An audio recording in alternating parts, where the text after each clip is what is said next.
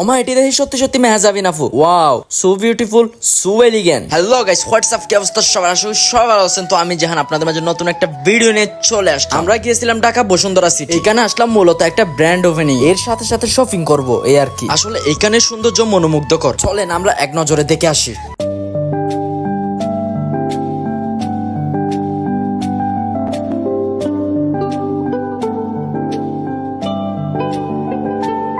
Guys, আমরা প্রথমে চলে আসলাম মেট্রো রেলে। এইখানের অবস্থা কি আর বলবো, আপনারা নিজ চোখেই দেখে নেন। বাইরে ভাই এত পরিমাণ ঠেলাঠেলি, আমাদের চট্টগ্রামের মানুষ মেজবানে গিয়েও এরকম ঠেলাঠেলি করে না। তবে এখানে এসি থাকার কারণে তেমন একটা খুব অসুবিধা হয় না। বসুন্ধরা সিটিতে ঢোকার পর আমরা ডিসকাস করতেছিলাম কই থেকে কি নেওয়া যায়। এমন সময় হঠাৎ আগমন হলো নাটকের জগতের রানী মেহজাবিন। হ্যাঁ, মেহজাবিনের কথাই বলছি। মেহজাবিনকে দেখার পর মাথা ঠিক ছিল না, ওটা সিঁড়ি দিয়ে ওনার সাথে সাথে নিচে নেওয়ার ট্রাই করতেছিল। ওই সাইড থেকে ভালো করে দেখতে পারি না, তাই দূরে দূরে এই সাইডে চলে আসলাম। এতদিন টিভিতে, পর্দায়, মোবাইলে দেখলাম, আর আজকে সামনাসামনি দেখতেছি। স্ক্রিনে যেভাবে দেখা যায় ঠিক সেম এখানেও তেমন সুন্দর। তবে একটা জিনিস খেয়াল করে দেখলাম, ঢাকার মানুষরা ফিরেও তাকায় না। হয়তো তারা এখানে সব সময় এরকম দেখে, ওই জন্য হয়তো তেমন ভাবে তাকায় না। হোয়াট এভার, আমরা যে কাজে আসলাম সেই কাজে চলে যাই। তানভীর, তুই যদি এই শুটার দাম বলতে পারোস তোরে গিফট দিয়ে দিব। এটার দাম কত হবে বল? গেস কত? ধরে এমনিতে ধর, প্রাইস দেখবি না। 2000 কত?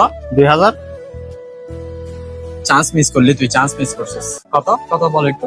16000 হ্যাঁ, মাই গড, এখানে আসলে টাকা নিয়ে আসতে হবে। এগুলো মধ্যবিত্তদের এগুলো জন্য। অকাতের বাইরে। এগুলা 1 মাসের বেতন, 2 মাসের বেতন। এগুলো খুদের জন্য না। যা বেড়া, এটা কালেকশনে যা।